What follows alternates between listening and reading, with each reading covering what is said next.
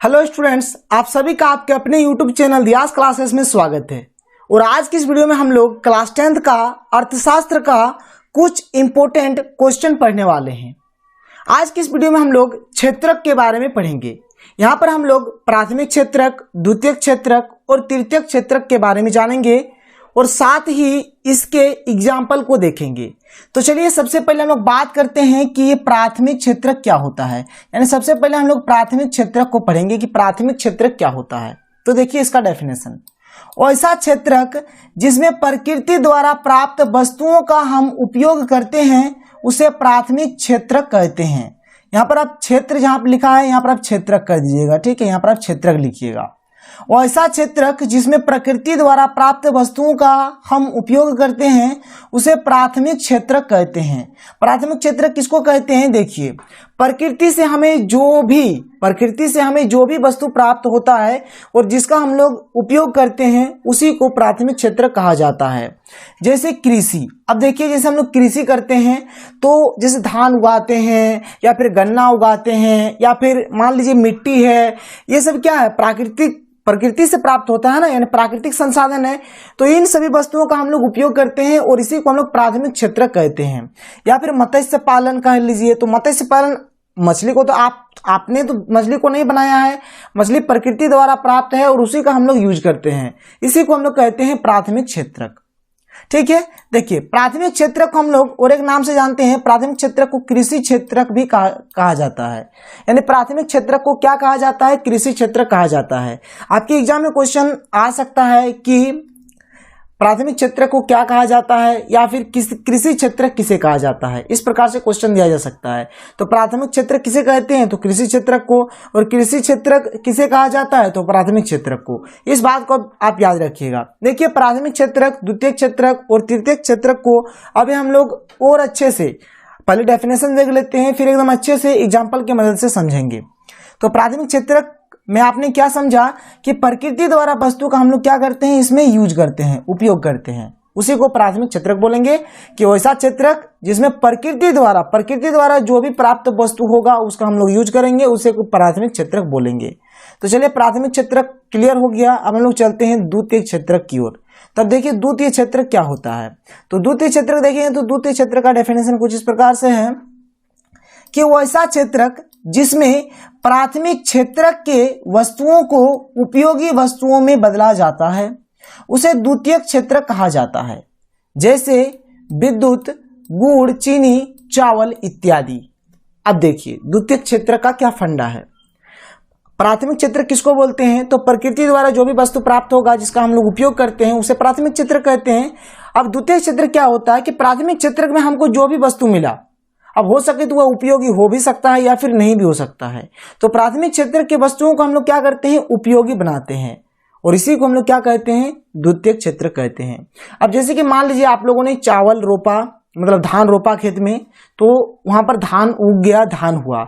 अब जो धान आपको मिला वह धान क्या खाने योग्य है? नहीं है। आप उस धान से क्या करेंगे? चावल बनाएंगे। यानी जो धान था वह प्राथमिक क्षेत्रक में था, अब जो चावल बन गया वह द्वितीयक क्षेत्रक में आ गया। तो अब द्वितीयक क्षेत्रक को हम लोग क्या करते हैं? देखिए यहाँ पर लिखा गया है द्वितीयक क्षेत्र को क्या कहा जाता है। यहाँ पर देखिए द्वितीय क्षेत्र को विनिर्माण क्षेत्र या औद्योगिक क्षेत्र भी कहा जाता है। यानी विनिर्माण क्षेत्र किसको बोलते हैं? तो द्वितीय क्षेत्र बोलिए या फिर द्वितीयक क्षेत्रक बोलिए। यानी द्वितीयक क्षेत्रक को विनिर्माण क्षेत्र भी बोलते हैं और औद्योगिक क्षेत्र भी कहा जाता है। तो ये था द्वितीयक क्षेत्रक। एक्चुअल में द्वितीयक क्षेत्रक में क्या होता है? प्राथमिक क्षेत्रक का जो भी वस्तु होता है उसी का हम लोग क्या करते हैं? विनिर्माण करते हैं, यानी उसी से हम लोग कोई दूसरा चीज बनाते हैं। तो ये होता है द्वितीयक क्षेत्रक। तो द्वितीयक क्षेत्रक भी आप समझ गए। अब चलिए हम लोग आगे बढ़ते हैं और देखते हैं तृतीयक क्षेत्रक को। तृतीयक क्षेत्रक को अच्छे से समझते हैं। तृतीयक क्षेत्रक का संबंध वस्तुओं के उत्पादन से नहीं है बल्कि सेवाओं के निर्माण से है, जैसे प्रशासन, परिवहन इत्यादि। अब देखिए प्रथम क्षेत्रक में हम लोग क्या करते हैं कि प्रकृति द्वारा जो भी वस्तु प्राप्त होता है उसका हम लोग यूज करते हैं। द्वितीयक क्षेत्रक में क्या करते हैं कि प्राथमिक क्षेत्रक से जो भी वस्तु मिलता है उसी का हम लोग विनिर्माण करते हैं, मतलब उसी को हम लोग उपयोगी वस्तु बनाते हैं।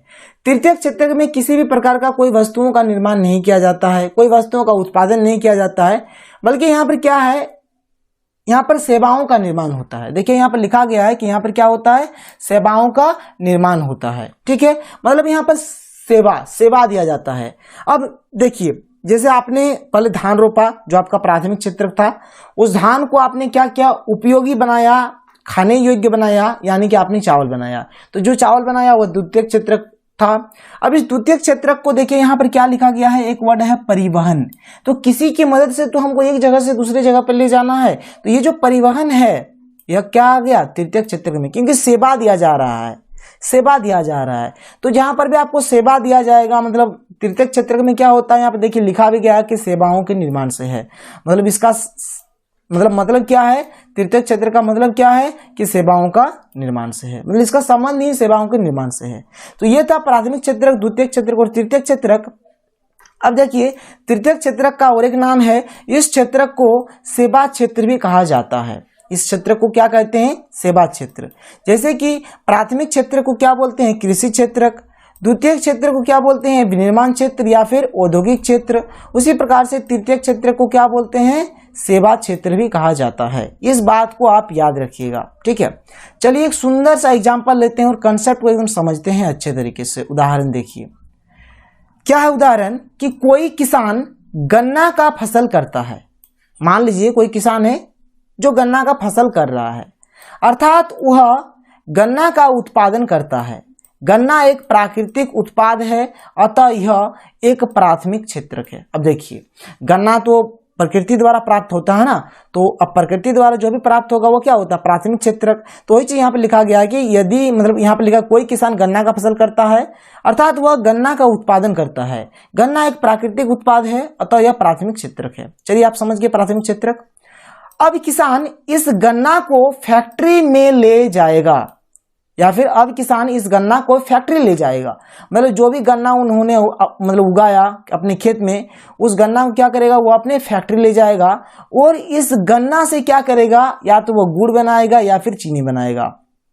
तो देखिए यहाँ पे लिखा है, क्या लिखा है कि इस गन्ना से गुड़ अथवा चीनी बनाएगा। इसे हम द्वितीयक क्षेत्रक कहते हैं। किसान क्या किया, पहले गन्ना उगाया जो हमारा प्राथमिक क्षेत्रक था, और इस गन्ना को क्या करेगा, फैक्ट्री में ले जाएगा और इस गन्ना से क्या बनाएगा, गुड़ बनाएगा या फिर चीनी बनाएगा। और ये जो है ये क्या है, द्वितीयक क्षेत्रक है। चलिए प्राथमिक क्षेत्रक द्वितीयक क्षेत्रक समझ गए। अब चलिए हम लोग आगे चलते हैं। जैसे कि मैंने अभी आपको बताया कि जैसे कि हम सभी जानते हैं कि तृतीयक क्षेत्रक में किसी भी वस्तुओं का उत्पादन नहीं होता है। हम लोग अभी पढ़े हैं कि तृतीयक क्षेत्र में किसी भी प्रकार का कोई वस्तु का निर्माण या फिर उत्पादन नहीं होता है, बल्कि इसका संबंध सेवाओं के निर्माण से है, मतलब सेवाओं के निर्माण से इसका संबंध है। अतः अब वह किसान इस गुड़ अथवा चीनी के कुछ मात्रा को अपने पास रखेंगे और कुछ मात्रा को बाजार में बेच देंगे। ठीक है, किसान इस गुड़ अथवा चीनी को बाजार में जिस दुकानदार के पास बेचेंगे, वह दुकानदार भी इस गुड़ अथवा चीनी को भी किसी ग्राहक को बेच देंगे। इस तरह ग्राहकों के सेवा का निर्माण होगा, यानी ग्राहकों से क्या हो रहा है, सेवाओं का निर्माण हो रहा है। जैसे आप देखेंगे, अब जैसे आप ही को गुड़ खरीदना है तो आप क्या करेंगे, दुकानदार के पास जाएंगे। अब दुकानदार के पास आप जो गुड़ खरीद रहे हैं, तो गुड़ को आप क्या कर रहे हैं, या फिर चीनी को आप क्या कर रहे हैं, अपने सेवा में उपयोग ला रहे हैं। इसलिए यहाँ पर क्या होता है, सेवाओं का निर्माण से इसका संबंध है। अब देखिए यहाँ पर और एक पॉइंट लिखा गया है, तथा किसान इस गुड़ अथवा चीनी को बाजार में बेचने के लिए परिवहन का प्रयोग करेगा। अब देखिए किसान तो ऐसे ही थोड़े ना, मतलब उठा के अपने गोदी में उठा के थोड़े ले आएगा। वो क्या करेगा, इसके लिए वो अपना परिवहन देखेगा, मतलब कोई गाड़ी या फिर कोई साधन देखेगा, कोई परिवहन देखेगा, उस गुड़ को दुकानदार के पास ले जाने का कोई तरीका ढूंढेगा। तो ये था उदाहरण नंबर 1। चलिए हम लोग चलते हैं उदाहरण नंबर 2 पर। उदाहरण नंबर 2 में भी आपको एक बहुत ही सुंदर बात सीखने को मिलेगा। तो चलिए देख लेते हैं कि उदाहरण 2 आपका क्या कहता है। देखिए उदाहरण नंबर 2, कोई किसान धान का फसल करता है। जैसे पहले क्या किया था, गन्ना का फसल किया था। अब मान के चलिए कि कोई धान का फसल करता है, अर्थात वह धान का उत्पादन करता है। धान एक प्राकृतिक उत्पाद है, अतः यह प्राथमिक क्षेत्रक है। अब जो धान है आपका, वह क्या प्राथमिक क्षेत्रक है। अब किसान इस धान को मिल घर ले जाएगा और इस धान से चावल बनाएगा। इसे हम द्वितीयक क्षेत्र कहते हैं। अब जो ये धान था, इस धान को क्या करेगा, किसान मिल घर ले जाएगा उसको पिसाने के लिए, फिर पिसा के लाएगा उस धान को और उससे चावल बनाएगा। ठीक है, और ये हमारा द्वितीयक क्षेत्रक होगा। जैसा कि हम सभी जानते हैं कि तृतीयक क्षेत्र में किसी भी वस्तुओं का उत्पादन नहीं होता है, बल्कि इसका संबंध सेवाओं के निर्माण से है। अतः अब वह किसान इस चावल के कुछ मात्रा को अपने पास रखेंगे और कुछ मात्रा को बाजार में बेच देंगे।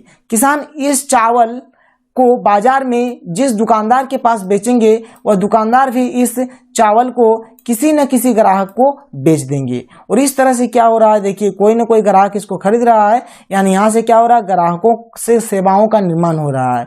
इस तरह ग्राहकों से सेवा का निर्माण होगा तथा किसान इस चावल को बाजार में बेचने के लिए परिवहन का प्रयोग करेगा। ठीक है, तो ये था 2 एग्जाम्पल। और आज की इस वीडियो में हम लोगों ने प्राथमिक क्षेत्रक, द्वितीयक क्षेत्रक और तृतीयक क्षेत्रक के बारे में पढ़ा।